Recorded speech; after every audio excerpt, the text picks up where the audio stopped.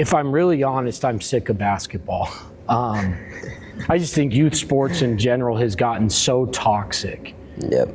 And we've lost what the purpose is behind playing sports. I need to figure this out. Like, do kids get like a special grave site if they become a Division I basketball player, and they get to go get, like they get a special cul-de-sac in heaven? Because that's how we act about it.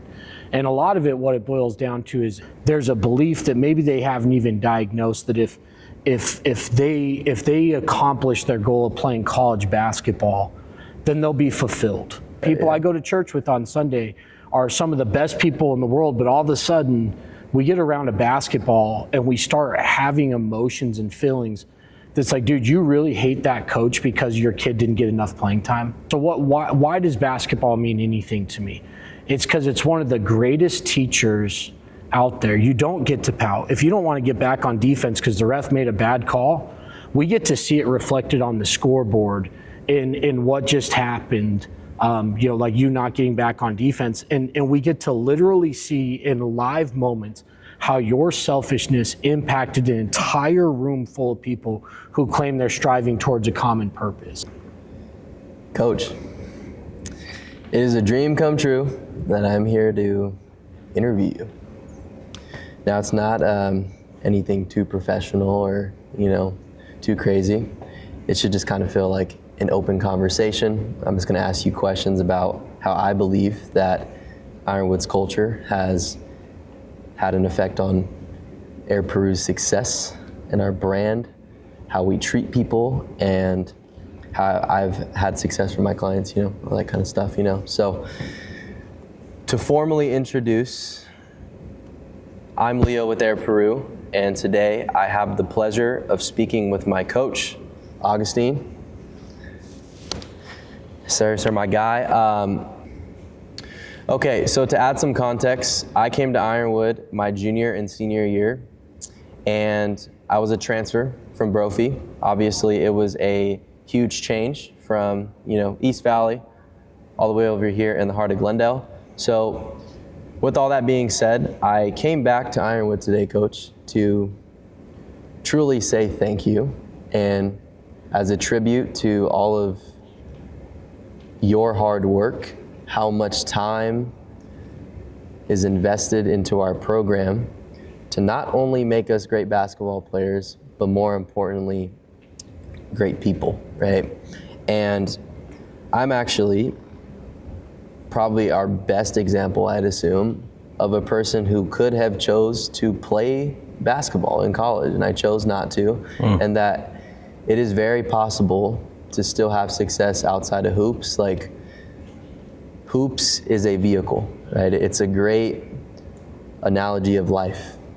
So with all that being said, I appreciate you for being here, and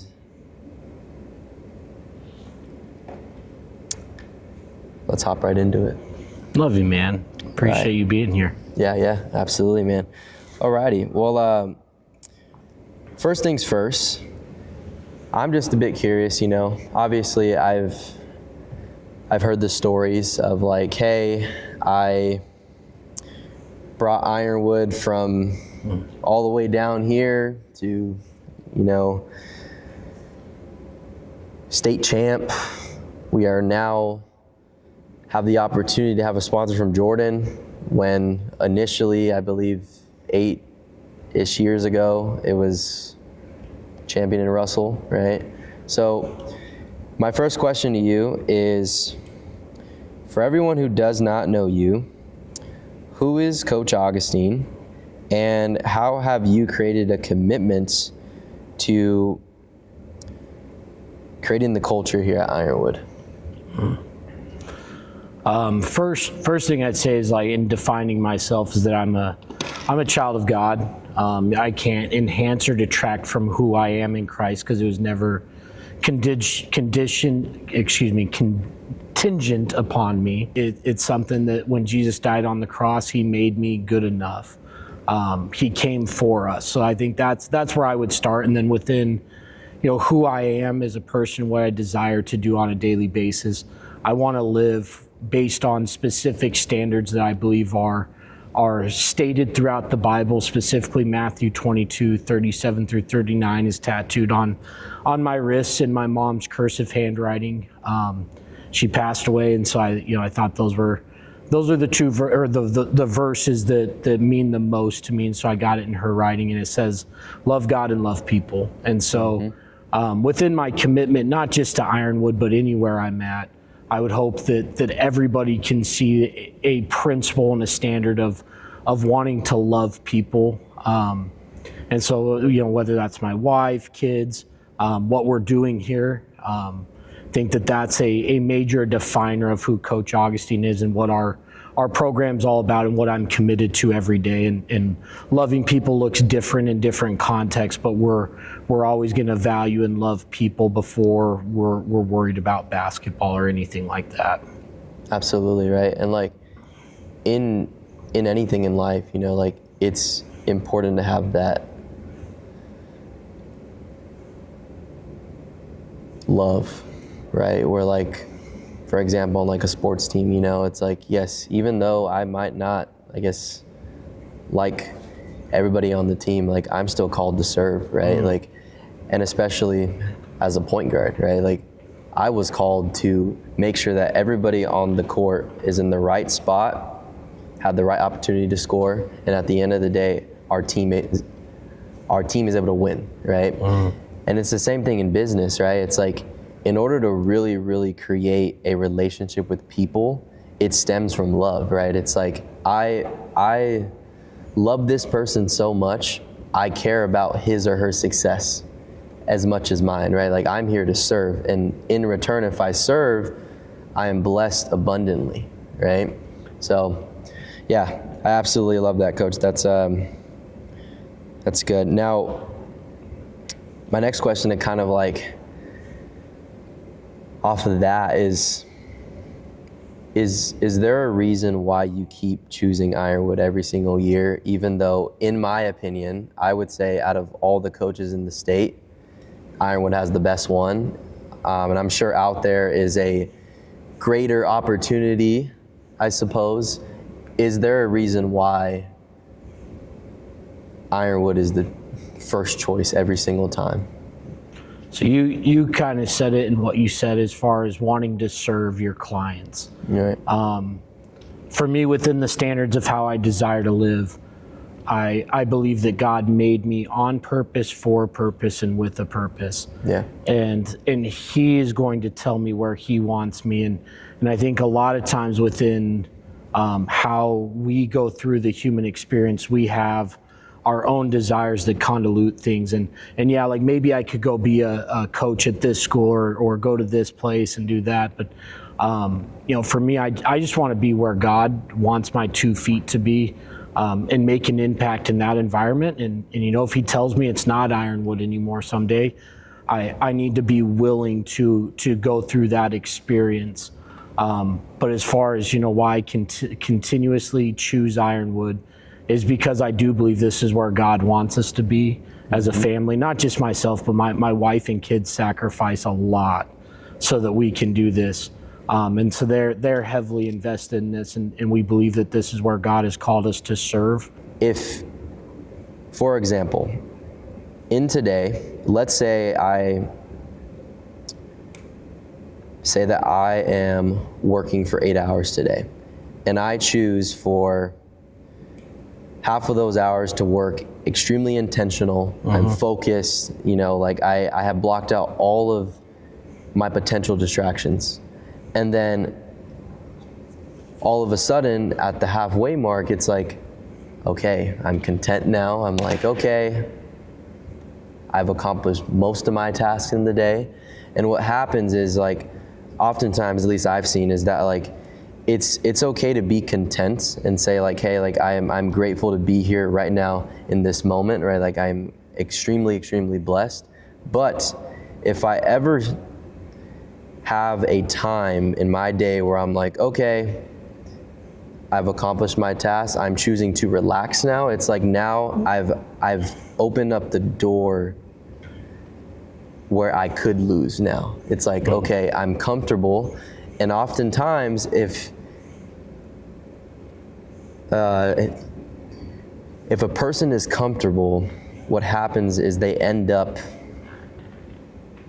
creating sin of some sort, right? It's like, okay, if I'm comfortable in the nighttime, well, oftentimes what happens in the nighttime is not great stuff, you know what I mean? It's like all these things where in life, like how important it is to win every single second is because each second has a choice, right? If it's a small choice or if it's a, huge choice, at the end of the day, every single second matters. And like, I try my best to communicate that to everybody on the team that like, yes, even though most likely it might not be possible to, intentionally win every single second, it should always be in mind. Like, hey, in this moment right now, I am going to do my absolute best. I have prepared in the last week for this exact moment.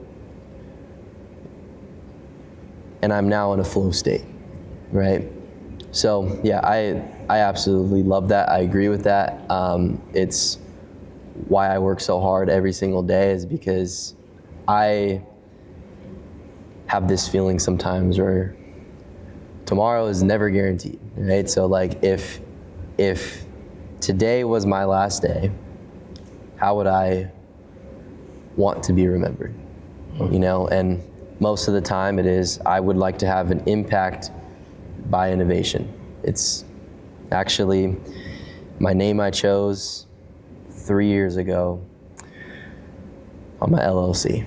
It's for a reason, is because out of any arena that I'm in, right, I'm choosing to win my seconds. So, you have coached hundreds of players over the years. What's one thing you want every single player to walk away with if they ever touch a basketball or not? The number one thing I'd want any kid in our program and any kid I teach on this campus, at any point, right, whether it's they've gotten to meet me for 30 seconds or they've been around me for 4 years, because within the human experience, like I can't guarantee how long I'm going to be around somebody. There's a finite experience for everyone, in that even at some point there's going to be a last time that I ever see Leonard. Right. And so whenever that is, I want everyone who's ever encountered an experience with me to hopefully be able to walk away and say that they understood that their identity wasn't created or enhanced by something that they do. We make our guys make a mission statement every year as far as who they are as a person. Yep. And I never let them put down something that they do as who they are, right? Like that first question of who is Coach Augustine?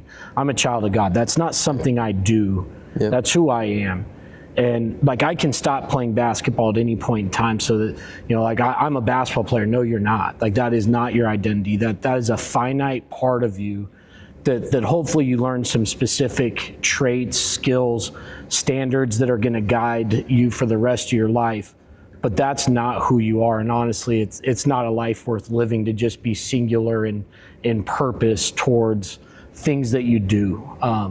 Because you don't get right, like to what you were just discussing with intentionality and valuing your seconds. The one guarantee in life is that we're all going to leave here at some point, right? And I want to be able, when I get to my final moments, right? And you never know when that moment is, but like I think everyone likes to assume it's in a hospital bed and you're at like that climax moment. I want to be able to look at everybody in the room and say, I lived a life that was on purpose, for a purpose, and with a purpose, and I lived life well. And that I made sure people knew they were loved.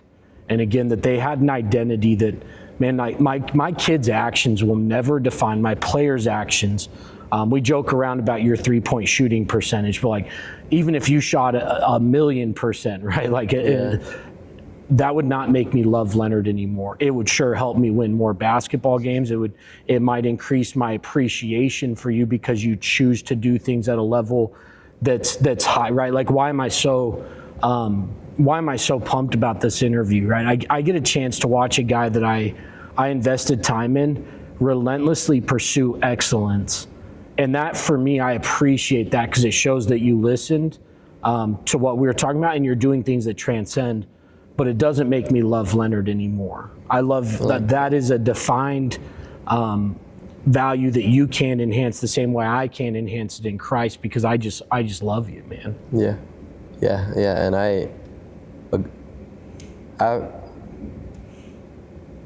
agree with that. And it's like an unconditional love, right? It's like if I win or lose, it's like I still love you, right? Now, obviously in the standards of the world, it's like, well, if you're not performing, you're worthless, right?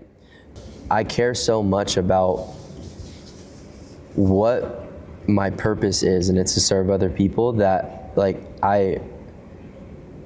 if a person paid me $1 million for a job, or if he paid me $0 to do something, I would still execute at the same standard, right? It's like, I just love doing it. I just love helping people. And right now, in this moment, I'm called to serve other people, as in creating ads for them, right? I'm sure in 8 years from now, it'll translate into something else, right? I don't know, but either way, right, it is still having an impact on people, right? If it's in hoops, if it's in advertising, or if it's in anything else, right, it always remains the same goal and purpose, is to impact people. In Air Peru, right, like it's an amazing entity. It's something you've invested a ton of time in.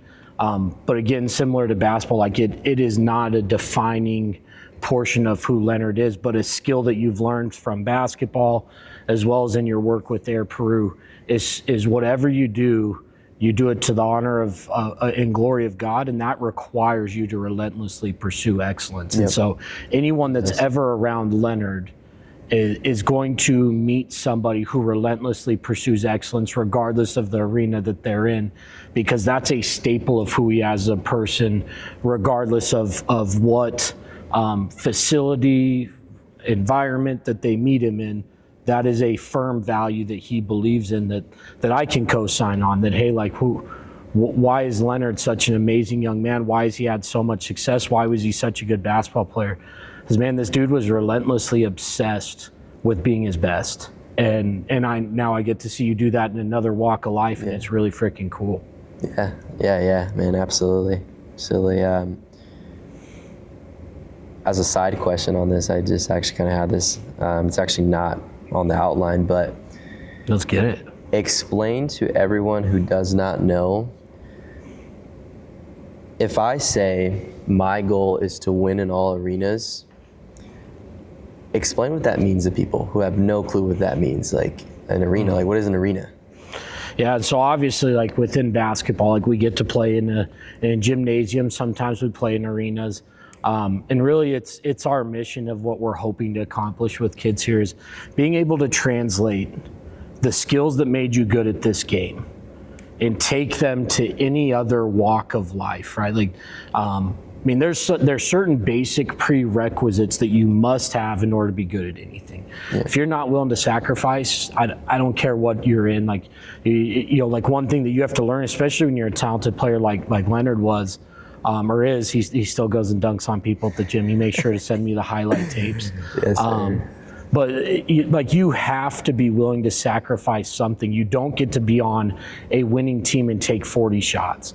And that's something that you learn in this game, that, hey, as I enter a different arena and I'm a husband, dude, I don't get to be, I am fully Jordan Augustine, but I don't get to fully indulge in every single thing that I think I would like to do, because that wouldn't make me a good husband. That wouldn't make me a good father. Yeah.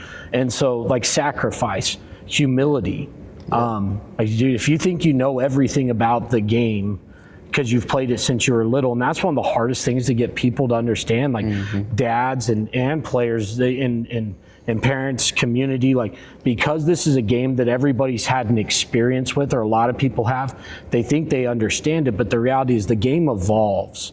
Right. Like, even right now as we are talking, somebody is figuring out something new about this game and evolving it and transcending it to the point where like if I'm not watching that film, I'm behind. And so I think that, that winning in all arenas is a mentality that no matter where I'm at, my 2 feet are planted there firmly. I'm going to make an impact, and I'm going to lead with certain principles that I've learned from this game that are going to make me successful anywhere I go. Yeah, absolutely. Absolutely, man. Yeah. Win in all arenas. Love it. Okay. Explain what Ironwood culture means to you. And if someone walked into this gym for the first time, how would they feel? So Leonard knows this already, but I hate the word culture because I feel like it's so many people use it and it's just such a buzzword. And it's almost, to me, it's a swear word. Like, people think that you can create culture because you just put a couple of words on a freaking shirt. And it, like for us, like we have four words that really define our program: passion, unity, servant leadership, humility. And I guess I should say phrases because servant leadership's multiple words. But all that being said, like, somebody could walk into my classroom and see those 4 words that are all over the walls, and they could take that and say, hey, we're gonna be Ironwood. We're gonna do this at our school, and these are the 4 words. This is what separates Ironwood.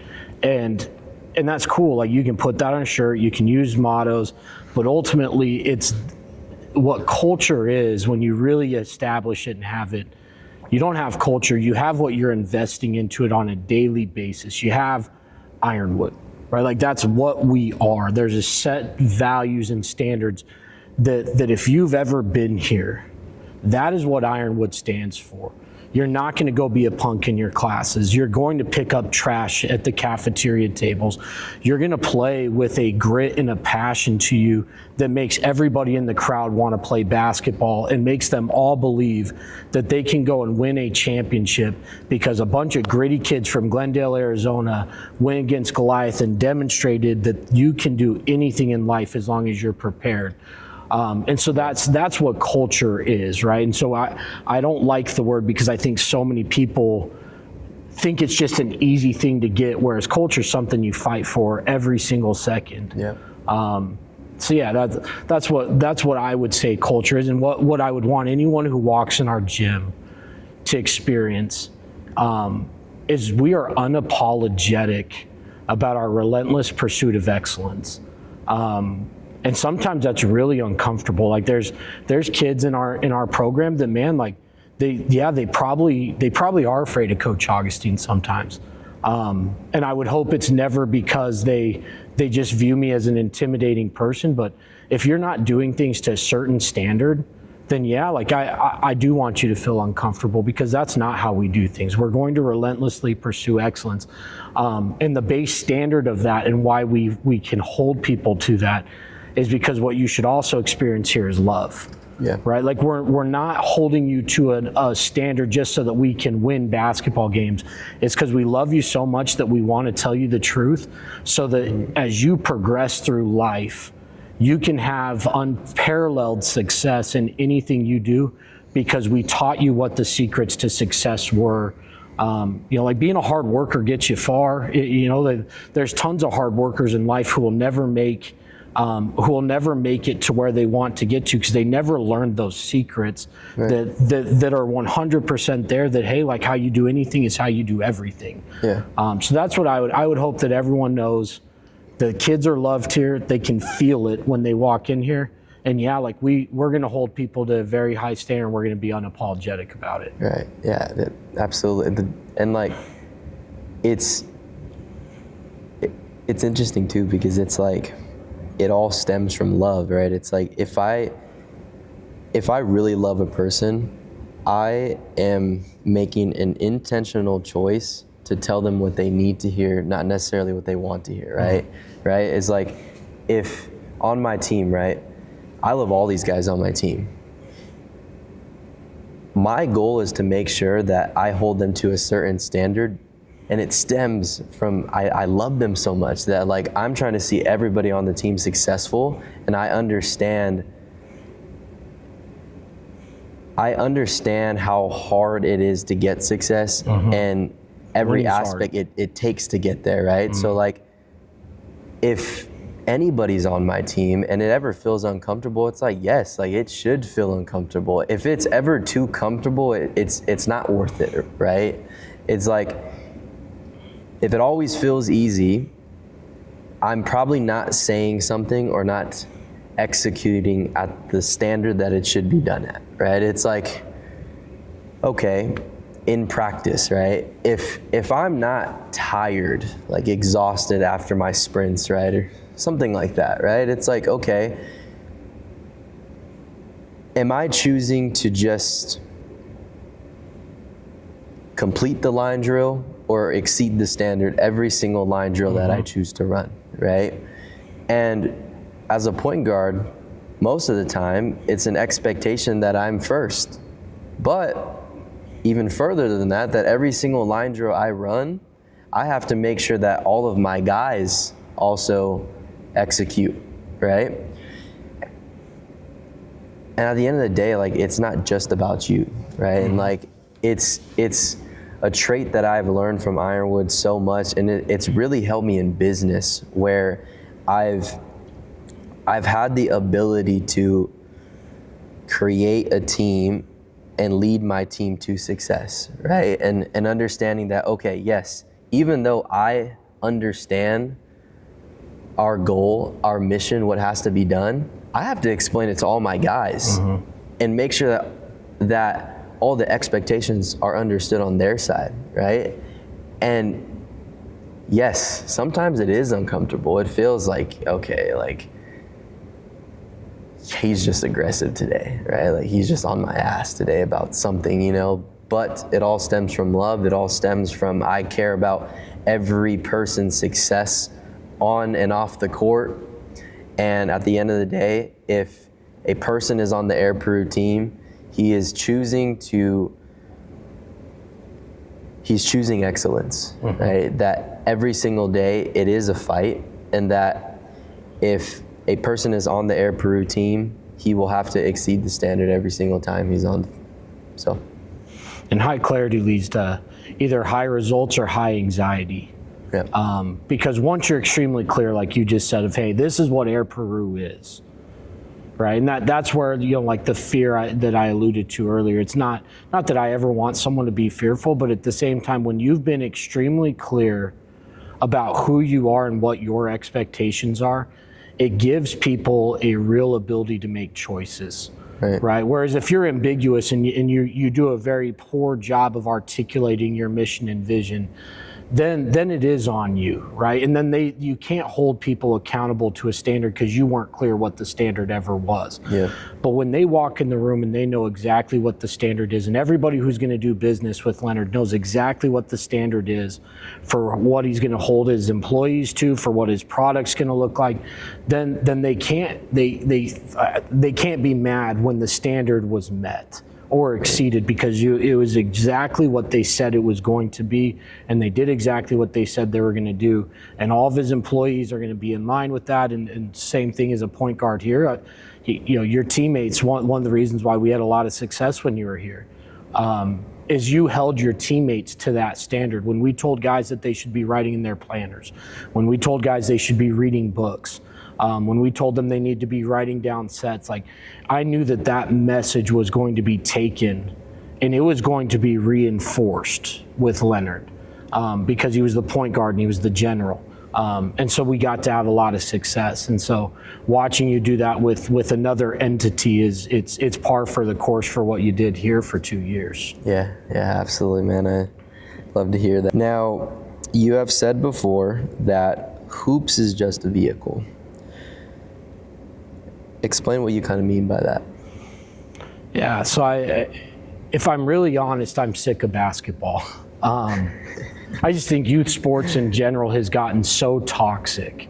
Yep. And we've lost what the purpose is behind playing sports. We've gotten to a point where, and it's not just sports, like, I mean, dude, in the world that you're in, there's so many people who think that if they can just make a little bit more money, that their value as a human being will be impacted, and they'll be better. And there's this place of contentment that we can all get to if we just have a little bit more, right? And so like in my world, it's, I almost want, I need to figure this out. Like, do kids get like a special grave site if they become a Division I basketball player, and they get to go get, like they get a special cul-de-sac in heaven? Because that's how we act about it. And a lot of it, what it boils down to is whether it's the parent or the kid, there's a belief that maybe they haven't even diagnosed that if they accomplish their goal of playing college basketball, then they'll be fulfilled. And man, I was a good parent. I helped my kid do this. And as a kid, it's like, like the pressures, especially with social media being what it is now. Like, man, if I just play college basketball, everybody will know that I was good enough. And so we've really, in a lot of ways, forgot that the game was never to make us good enough. It was to give us tools and be a teacher so that no matter where we're at in life, we can have an impact. And so we've idolized something that, like somewhere there's aliens watching us. They're like, dude, why the hell is everyone so obsessed with an orange ball? Yeah. Like, we lose our life. Seriously, some people I go to church with on Sunday are some of the best people in the world, but all of a sudden we get around a basketball and we start having emotions and feelings that's like, dude, you really hate that coach because your kid didn't get enough playing time? Like, how silly is that?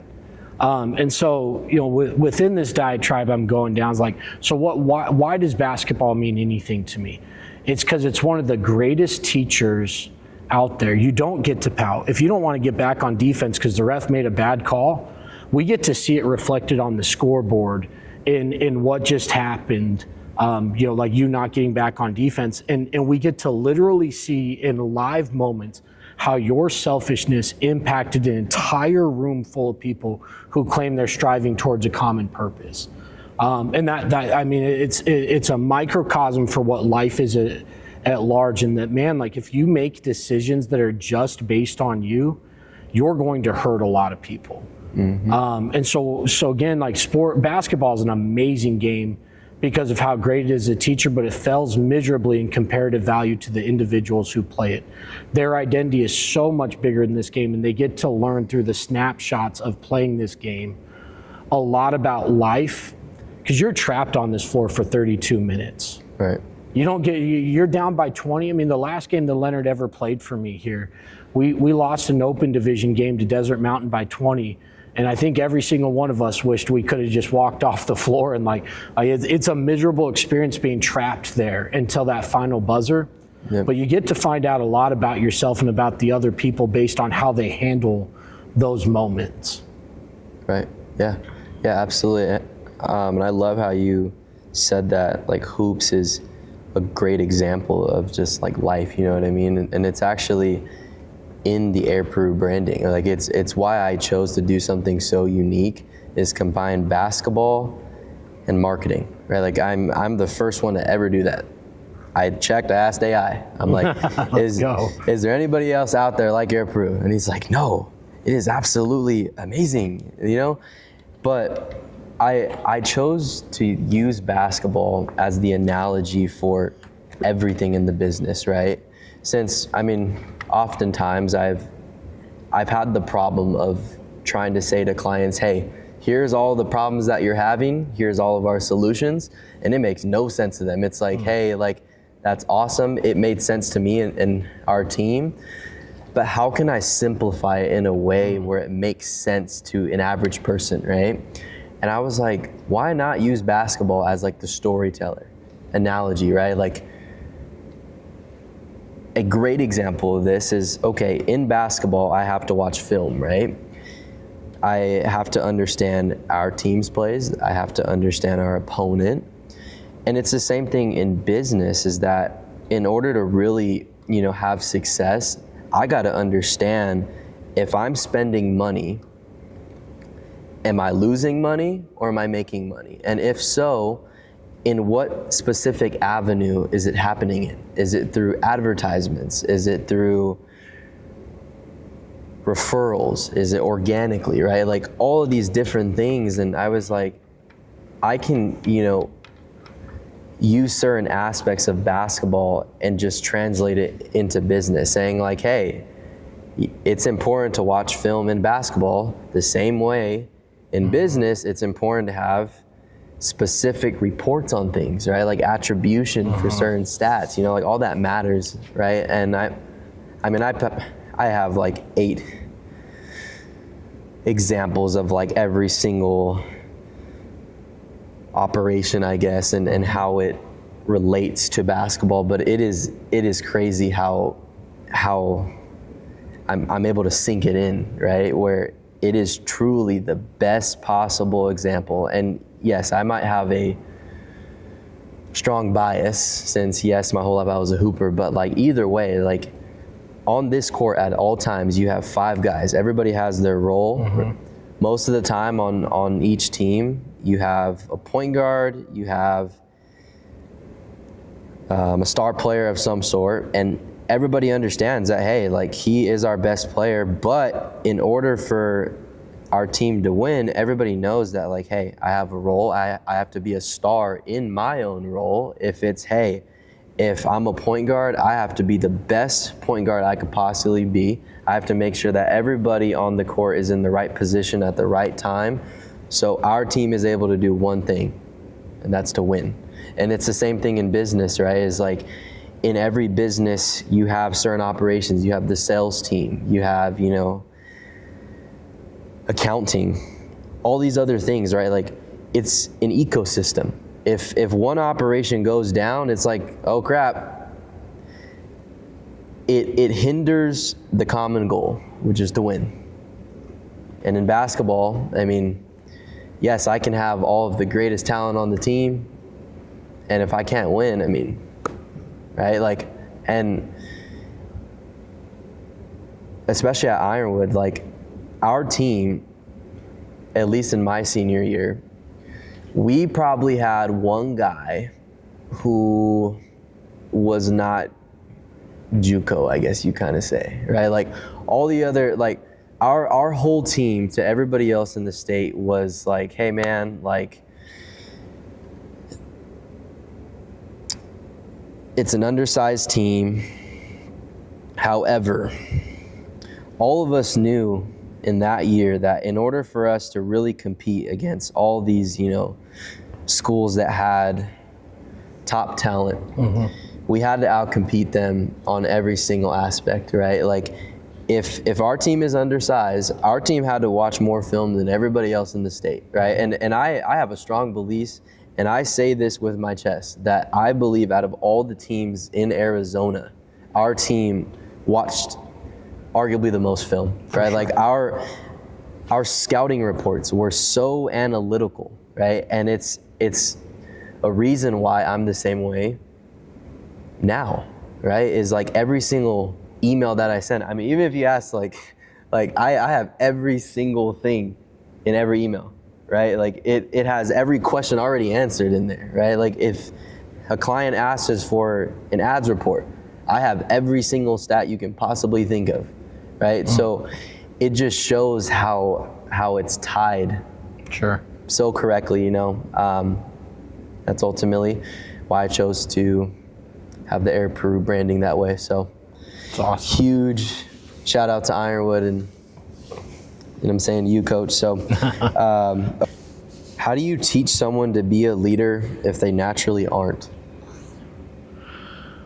I think step one is you always have to have an end goal in mind, right? Like whether that's teaching leadership, teaching English, right? Like you have to know what the end product should look like.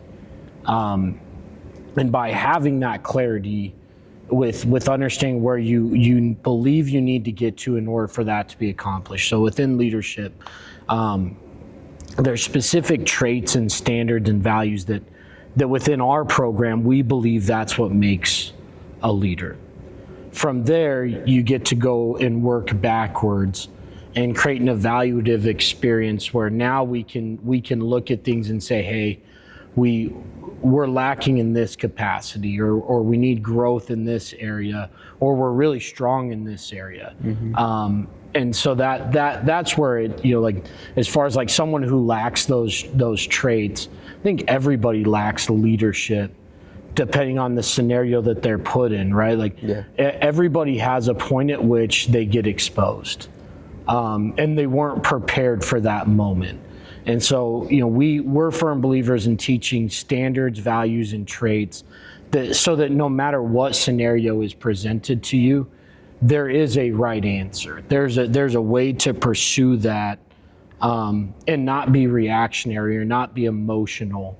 Now are we no, there's a human experience, right? And emotion convolutes things and makes us behave in certain ways that we know aren't up to our emotional standard. And so really what teaching leadership is like anything in life, is you're teaching people how to control the human experience within a system of beliefs, so that no matter what scenario is put before them, they know the proper way to handle it, right? Like if we lose a basketball game, we clean up the benches no matter what, right? No matter what happens, we win a game, right? Like we had teams this year that when they beat us, like there's ways that they went and behaved that I would never tolerate from guys in our program, because I'm a firm believer that when you lose, you say little, and when you win, you say less, right? Like when you get to the top, you'll know what you did to the opponent based on whether or not they're happy for your success, or if they're all jealous and they're waiting for your downfall.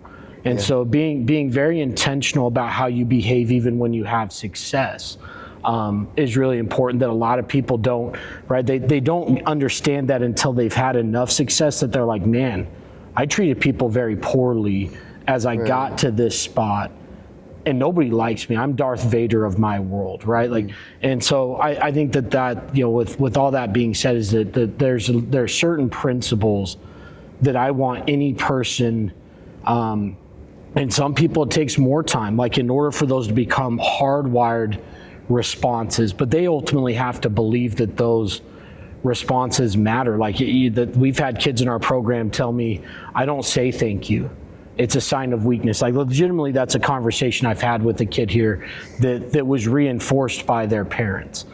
And I'm like, man, like there's no part of saying thank you that is a sign of weakness. If anything, it's a sign of strength, and that you acknowledge that you couldn't do things without others, and you owe an expression of gratitude to people. And I think that's a lot of things that we define as being manly behaviors are in fact extremely toxic.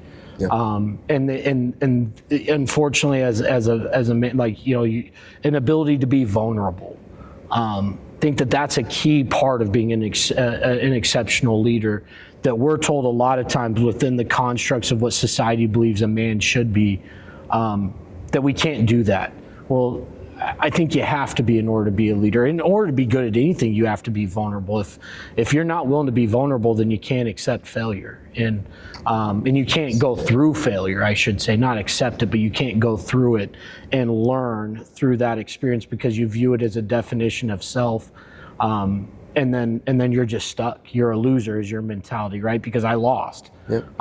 Whereas if you learn how to be vulnerable and be humble, you can view every single scenario that's presented to you in life as an opportunity for growth and non-defining. You're not your best moments, and you're not your worst moments. They're all a collective attribute that allows you to have a human experience and become the best of which you're capable of. Yeah, absolutely. And I heard you say one word in there at least a few times, and it's the word belief, right? And like in your own words, how important is it to have a belief, a faith in oneself in order to have success on the court, but in life and also in entrepreneurship as well? Man. And I would even say, like, hey, where does that belief in oneself come from? Because that's something you hear all the time, man. My kid lacks confidence. There's very few things in this world that make me afraid. Not because fear's not a real emotion. Like I literally slept in our locker room before we played against Millennium in the state championship. Like we're proud to play against a guy that's in the NBA, right? And I'm taking a nap.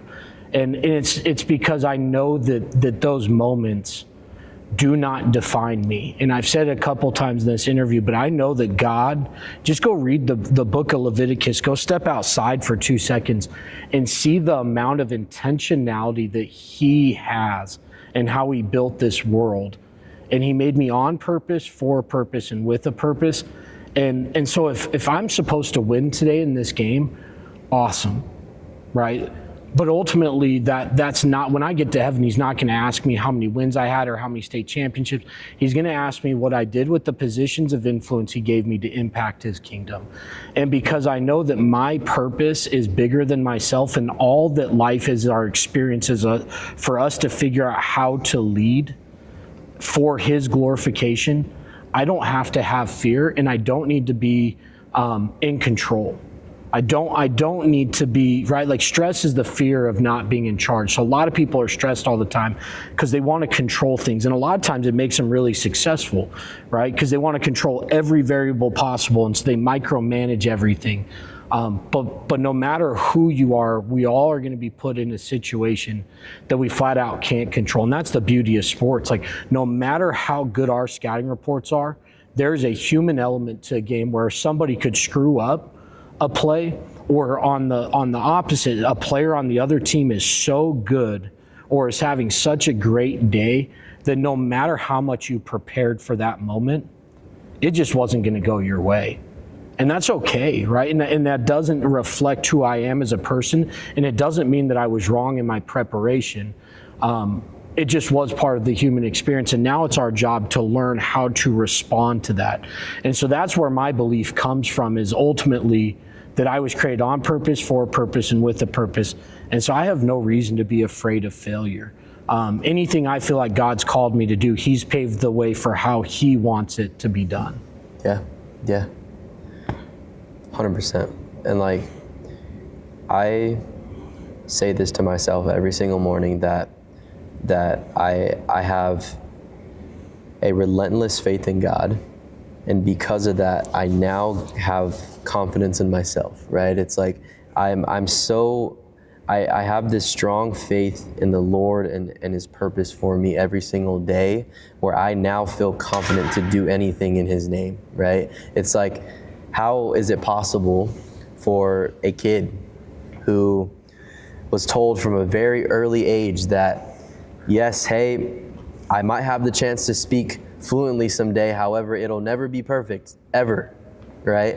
How is it possible to do that? Well, it comes from this, confidence, but it stems from faith, right? Like, I believe so strongly in his purpose for me that, like, hey, even though my whole entire life I've been told that I can't do something, I am finding a way to do it, right? And then, like, here I am.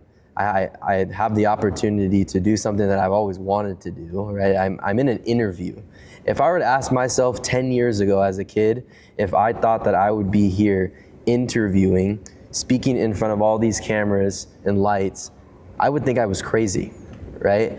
And it all stems in this faith and this belief, but I just so happen to have a faith in the Lord, and it's almost this power that I have that I haven't ever had from anything else, right? And like, trust me, I've had certain times where I'm like, okay, I'm gonna try to like steer away from God and see if I'm able to have the same accomplishments, and it never works. If it does, it's very, very short term, right? And I've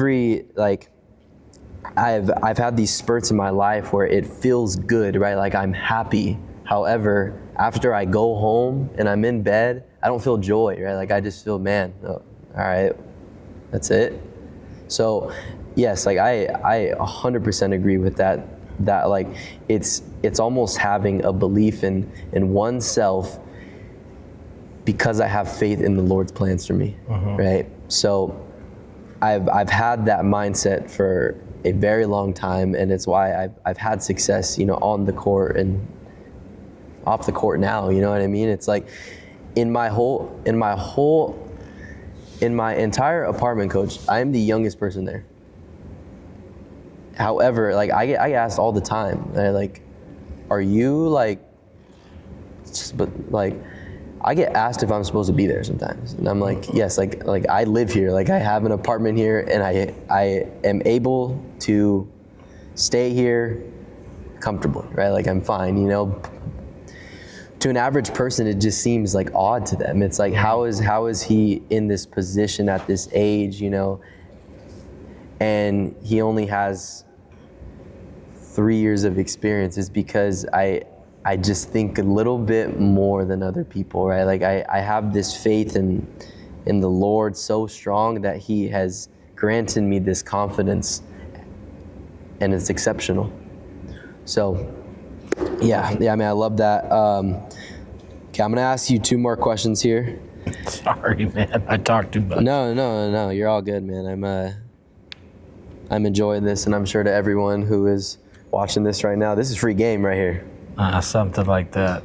This is absolute game. So, okay, Coach, you've known me for 8 years now.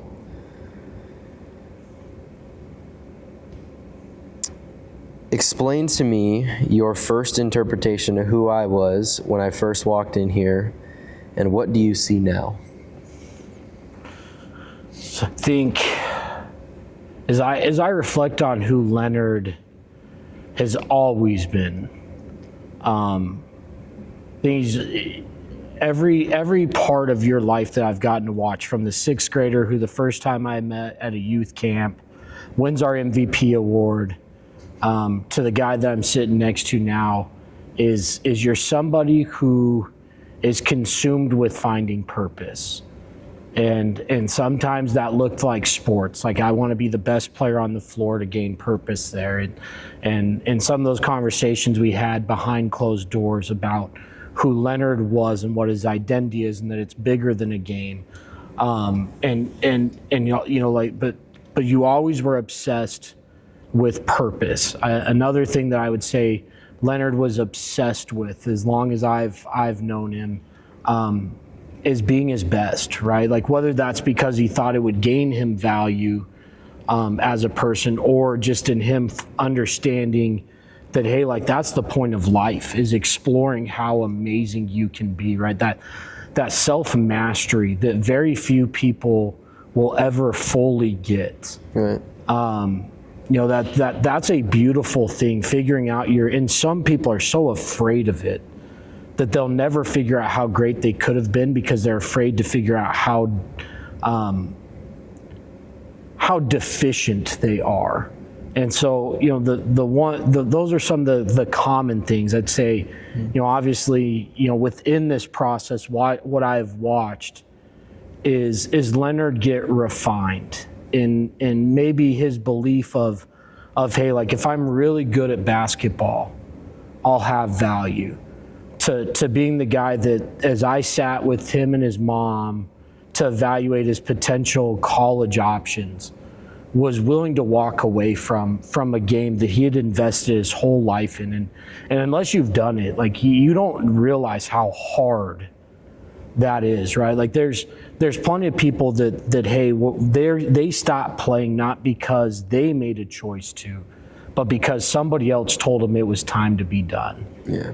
And you were able, as an 18-year-old, to look at your options and say, you know what, I think that the best thing for me is to no longer play this game competitively, right? You still go and play and have fun, but you've taken those skills and gone and done something different with it. And if you would have asked me, you know, like, with how obsessed you were with basketball, you know, even to the point where you're in here on the shooting machine when nobody else is here at ungodly hours, I would have never thought that you would have the mental cognition and stability to say, hey, I just want to be done, right? Like, so many kids go into debt in college because they want to explore this to the nth degree, instead of making a rational choice. And so, again, I've gotten to watch a refinement of someone who's obsessed with being the best he can be, and him understanding that the game didn't define him, but it's a tool to help him grow. To what you said earlier about even being willing to speak in an interview 8 years ago. I mean, dude, go back to your junior year. I remember in our team meetings, you were unwilling to speak, and I pulled you aside and said, dude, you're one of the smartest people in here. Why aren't you raising your hand and answering these questions and then imparting knowledge on others? And you admitted to me at that point that it was your fear of being ridiculed because you had a stutter. And I watched the confidence that you live life with now, and that you had your senior year, where you weren't going to let that characteristic define you and define the amount of success that you got to have in life. It's one of those cool moments that as a coach I'll remember forever, in watching Leonard's growth as a person, and him not being afraid to even explore what his flaws are. Most people, everybody has them, they just choose to keep them in the closet until they get exploited. You were willing to engage in an environment that required your flaw to be present, and in that process you learned how to overcome it. Yeah, absolutely. And like if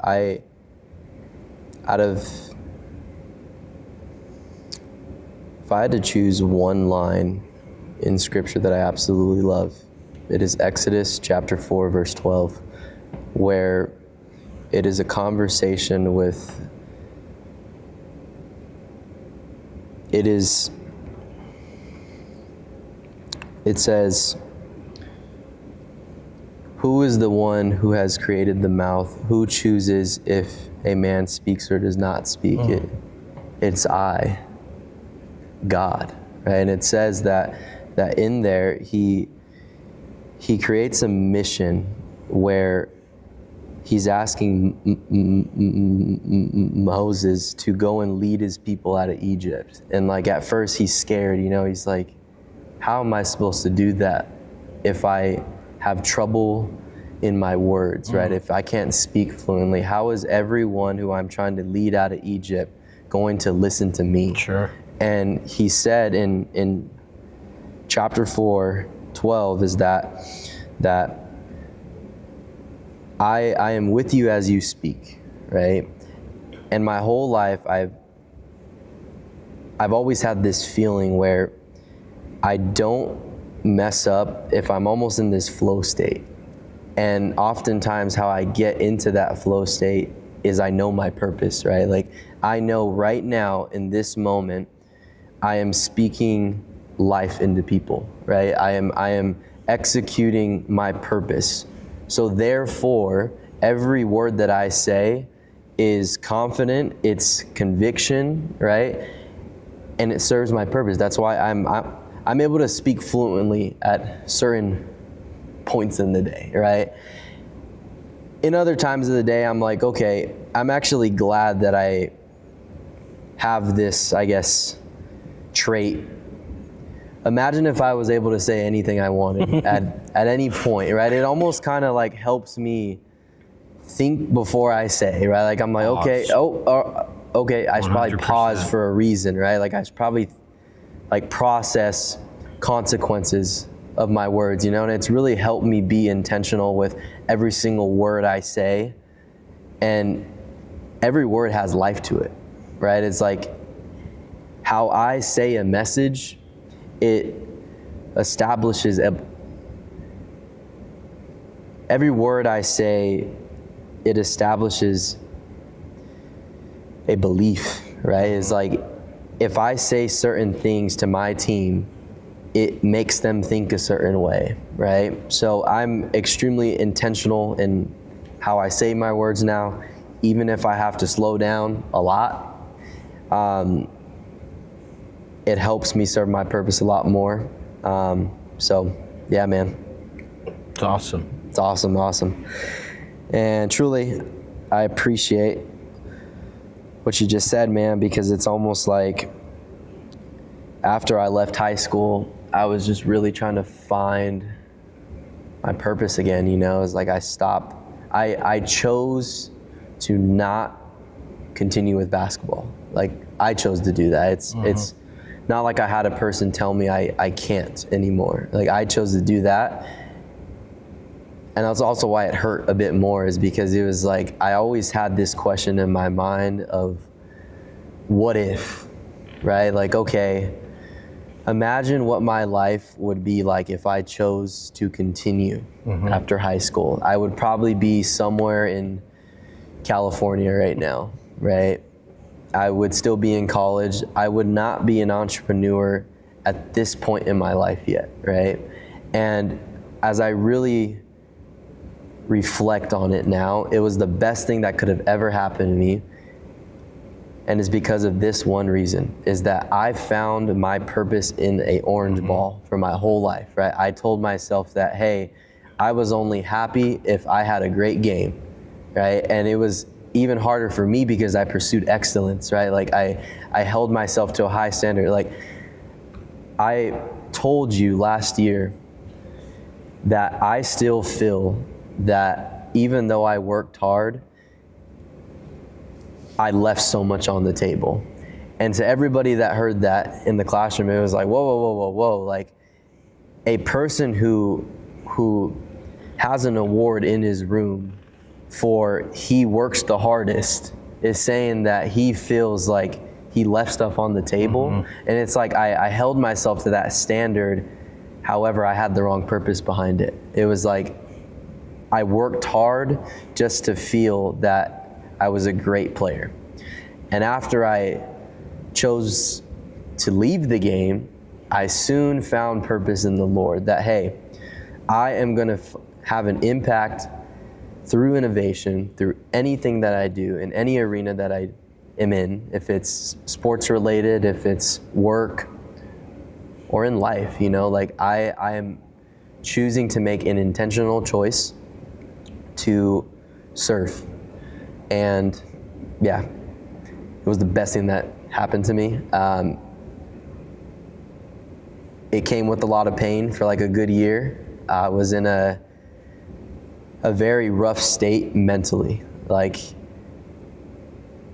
yes, I hit the gym a lot more. I got absolutely jacked, right? Like I was, you know, a lot stronger, you know, but it was just mentally every time I came home, I was not able to answer a question like, what's my purpose? It was just show up to ASU, work out, eat, you know, sleep, you know. So, yeah. Coach, after it's all said and done, after the gym is empty and the lights are off, what's one thing that Augustine wants to be remembered for? I think you hit on it a lot in what you just described about yourself. Think that life is a buildup of scenarios, and that question of if I'm doing the right thing, it doesn't go away no matter how much maturity you have. And what I've been blessed to be able to lean into is an acknowledgement that it's not about me, and I need to be doing things that I believe are in the Lord's plan, right? And so I get a lot of freedom to make a lot of choices, and I can live with all the results, and I'll never have that question of what if, right? Like that question for so many people creates either a hero scenario in their mind and how they build these narratives, or a victim scenario of, man, the world just did not do me right. I could have been a Division I basketball. I could have played overseas, and I could have. And in this process of the I could haves, they lose what is. And I never in a million years would have found out how much I love being a husband, how much I love being a dad, how much I love being a coach, how much I love just my life, period, if God would have actually allowed me to explore my selfish desires of being a basketball player. Yeah. And so, you know, within your question of, hey, like, what do I want to be remembered for? I want everybody who's ever had an experience within this program, any time in my adult life, right? Because I like most people, I didn't know what I didn't know when I was young. Okay. And there's been transformative moments, like Talib, one of my best friends, committing suicide. My mom passing away. Like there's been these moments where God has allowed me to see that I've used a lot of the right words throughout my life, and I didn't know the power behind those words until I had these experiences. And I'm so grateful that He gave me wisdom without understanding when I was young, but as I've gotten older, right, like some of the things that I know for sure, I want anyone who's ever been around me to say that they knew I loved them, right? Like even if it's somebody that I've literally said 2 words to, right, or never even talked to, I don't have to know you to love you. Even if you exhibit extremely evil traits, within what I believe about Christ, like everybody can change in a moment's notice. And I want you to know you're loved. Like the man on the cross, as far as what it takes to get to heaven and have a relationship with Christ, it literally was 30 seconds. We don't get to know why that man was on the cross, but we know is that dying on the cross is one of the most condemning ways that you could die. And you had to do something abhorrent to be there. And that dude's gonna be in heaven someday. And so within how I want life to be viewed, or how I want people to view my life, is I want them to be able to look at me and say, you know what, he loved well. He really cared about people. And because of that, there was a culture that was built within that community where every kid was able to utilize this game and explore freedom within it to become the best versions of themselves. Now, if we're perfect at that, definitely not. Like, right? Like we're emotional and we say things and do things that we shouldn't do. You alluded to that, the importance of being intentional with your speech, because what people will remember more than they remember the good moments is the traumatic moments. Yeah. They'll remember when you didn't do things at a high level, especially if they looked up to you for your leadership traits. And so I try to be extremely intentional about how I go about that process. And genuinely, I ask guys for forgiveness almost monthly, right? Like I'll just send a message and say, hey, like for any time I've fallen short of being the leader that I want to be, I apologize. Because I don't want to be a part of people's trauma, but I do want to be a part of their success. Yeah. I love that, Coach. It's, again, I came here today with one goal in mind, and it was to pay tribute to you, right? Like a lot of the characteristics here at Ironwood, like all of the things that I've learned here it is inside of the Air Peru. Like it is who we are, right? It is like anybody who chooses Air Peru as their ads agency or as a friend knows that I will hold everybody to the highest standard, right? And that it all stems from love. It's not from I am trying to make myself seem like I'm above everybody else. It is, I care so much about everybody that I interact with. If it's a client, if it's my team, that I want everyone to have the highest chance of success, right? And I have went through a program where I understand what success looks like in all arenas, right? Like even though yes, it was through a program, it's sports, it is very applicable to life, right? Like all the traits that I've learned that, hey, like